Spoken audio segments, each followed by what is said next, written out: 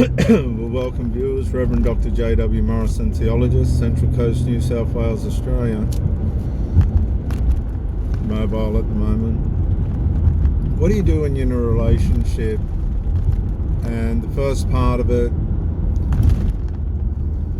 kicks off really well, which in a lot of the time it will. It won't always. A lot of people will just convenience you for sex and then disappear back into the shadows. But what do you do when you're in a relationship and it does kick off really well? It starts really well, relatively well. There's potential, say, and then all of a sudden, whilst the relationship looks like it's moving forward on the surface, you sense that there's something going on underneath with the person that you're with. You're not fully sure of who this person is at this stage. You haven't had enough time to really work out what the psychology is with the person, what trauma they're carrying, and why they might be pulling back. The thing is, they don't look to be pulling back on the surface. Everything seems to be running really well. But there could be lots of different reasons for this. And one of the reasons for this possibly is outside interference. Now, outside interference can come in so many subtle ways.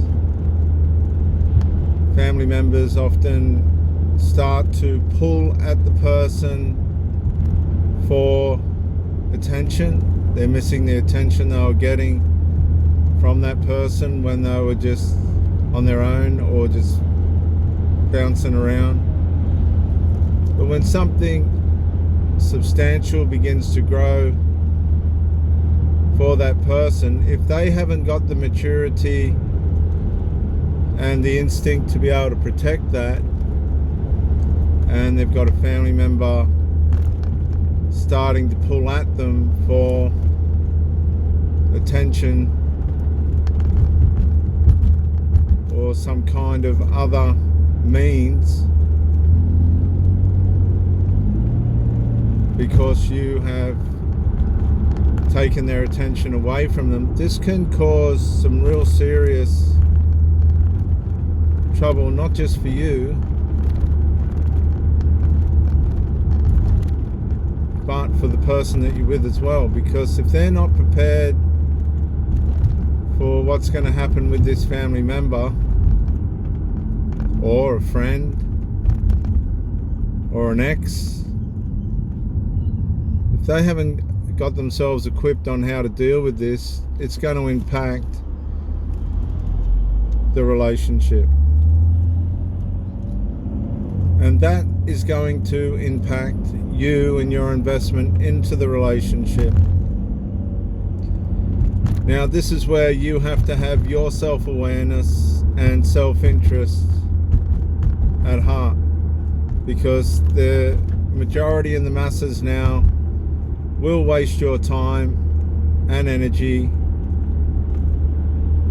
and resources just to convenience themselves for things that they,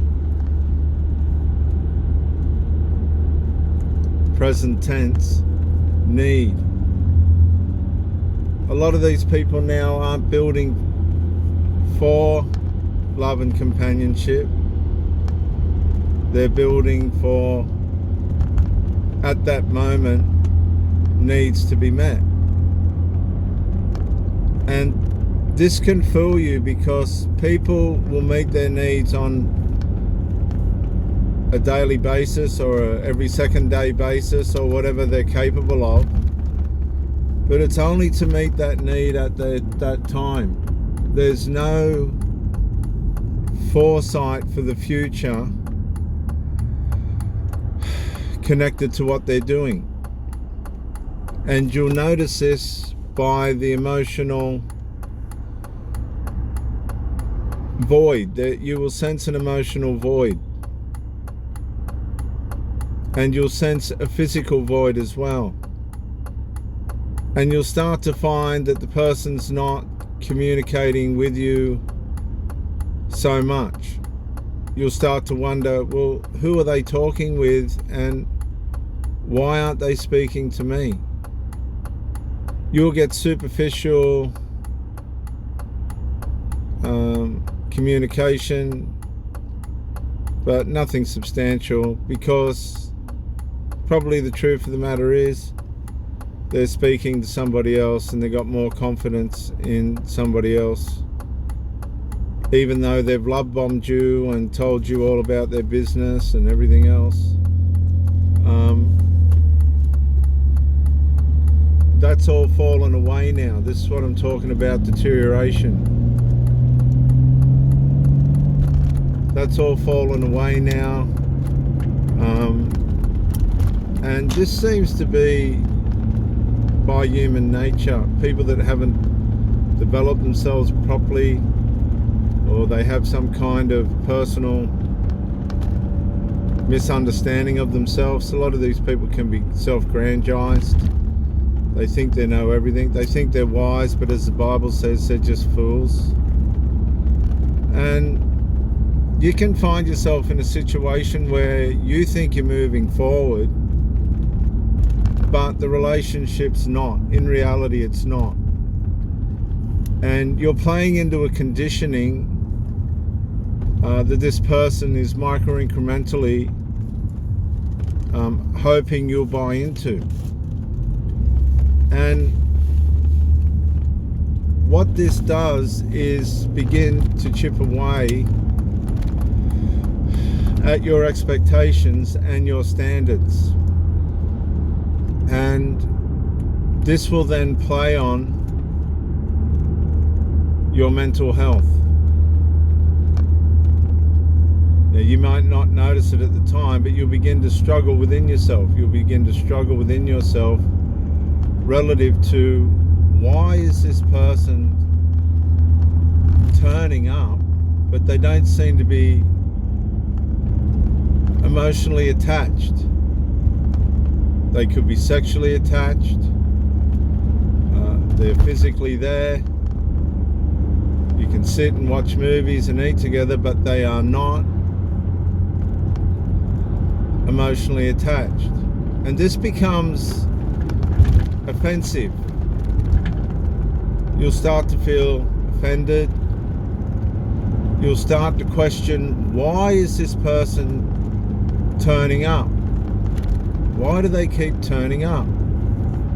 And if they're addicts or alcoholics, they'll start to impose that upon you. They'll start to turn up more abbreviated. They'll turn up more affected by weed and medications. And it'll appear to be like they're self-unaware.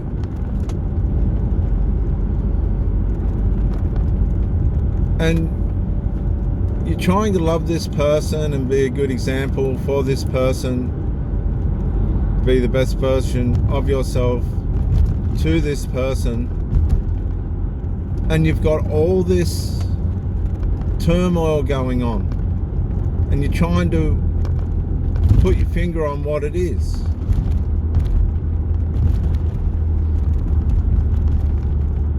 It's the person. It's the way this person's choosing to navigate themselves in the relationship which you are giving them. Now, I've split up with these people 2-3 times and gone back just out of personal doubt as to the situation and circumstances at the time of the breakup. But nothing's changed. As a matter of fact, wherever resolve was needed, it was never met. with resolve.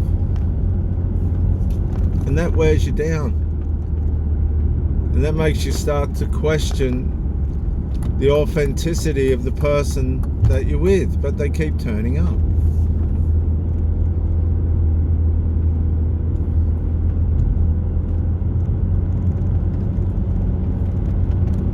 And what you've got to understand is, while all this is happening, if the matter of resolve and the tension being caused by the unresolved is resting on the partner, and all the turmoil is associated with your partner, why can't you conclude that that's the way this person is going to navigate not only the relationship that you're having, but probably relationships in the past and relationships that they'll have in the future? It's not about you, it's about the person that you're with. If you're self-examining yourself and trying to rise, lift, trying to, as I said before, be progressive in the relationship, and you've got this stalemate going on with this person relative to matters of unresolved, etc.,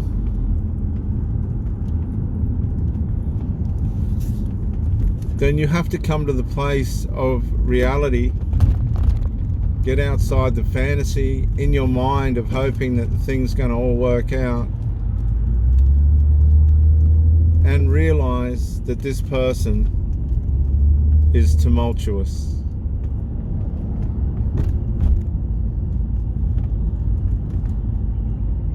There's just nothing you can do about it. It's just the way that this person is.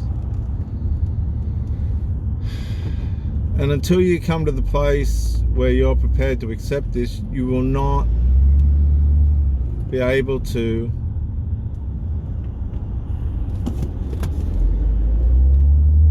find peace.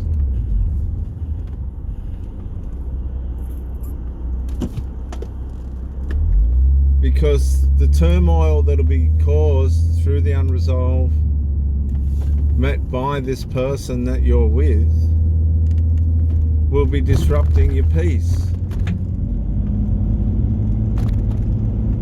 And when your peace is disrupted, that causes trouble in your mind. And that's not what a relationship's about.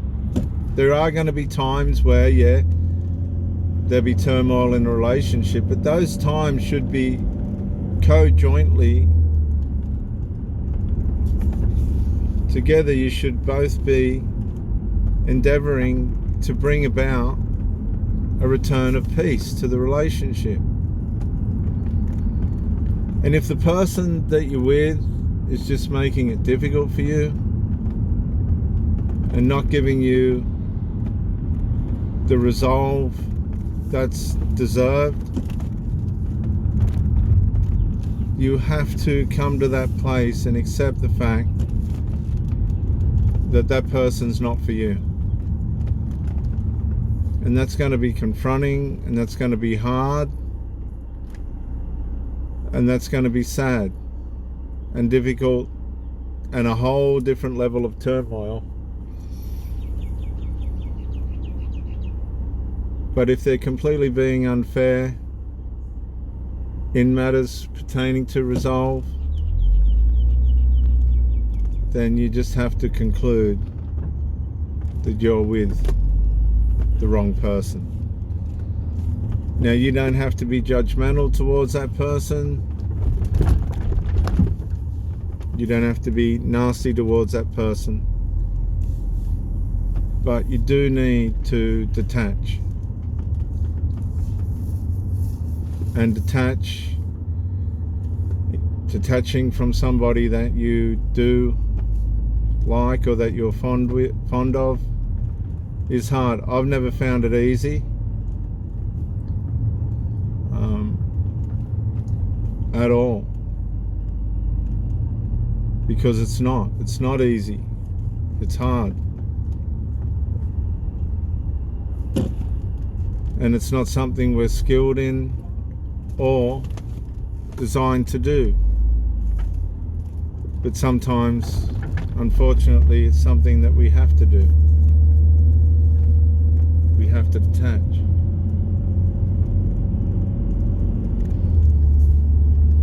We can waste, or we can invest a lot of time and effort into somebody that's not able to return the investment. And I say that with very carefully, because there's all different reasons for that. They could be sabotaged by a family member and stuck in a place that they can't get out of because of the attitude and hostility of that person towards you. That could leave you in a position where there is no resolve. There's not going to be resolve, which is very unfortunate, but very real.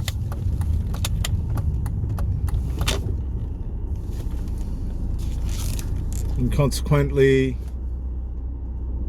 that's going to leave you in a position where you have to begin to detach.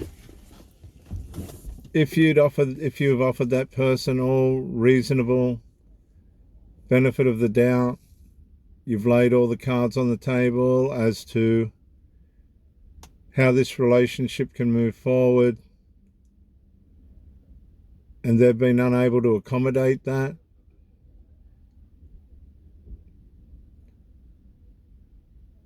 you've tried to negotiate, you've tried to fight fair, you've tried to be fair, you've offered everything that you possibly can of yourself for this person, to be the best version of yourself to this person, and nobody's perfect, but it's just not being reciprocated. Then you have to detach. I would suggest being honest, being transparent. Don't seek counsel from people that are going to be biased, because there could be elements where you need to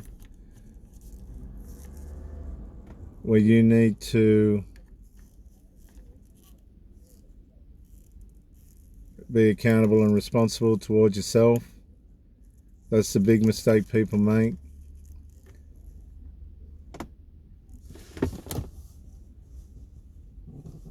But when you're dealing with hostility, for example, be it at work or with your partner's family or whatever the thing might be, it's better to disengage. Don't get involved.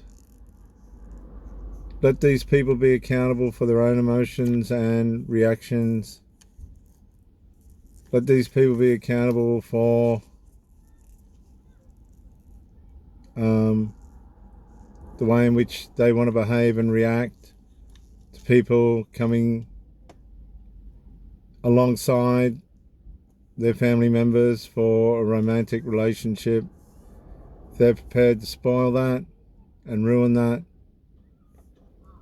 then that's on them, not on you,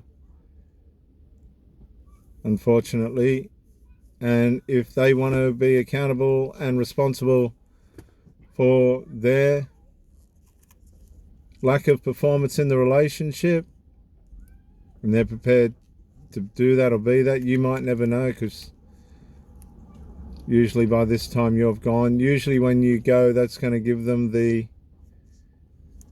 awakening possibly that they need, the opportunity to awaken, so that they can reinstitute themselves in a way in which they've learnt from their losses.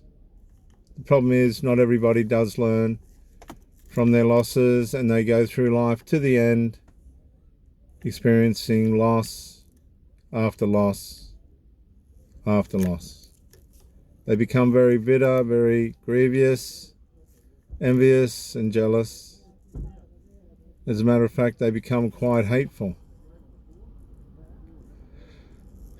And yes, they will experience certain parts and times in life where they will share some element of constructive romantic relationship, but usually it's just careless or reckless sex associated with alcohol and drug abuse, which leads also to leaving us to conclude that these people are the victim of their own demise. This is Reverend Dr. J.W. Morrison, theologist, Central Coast, New South Wales, Australia. Thank you for joining me. Subscribe, share, like if you want. If this has resonated with you or helped you or in any way enabled you to feel better within yourself or stronger, or giving you information that might help you to redirect your life in a way in which is going to help you. Bye for now.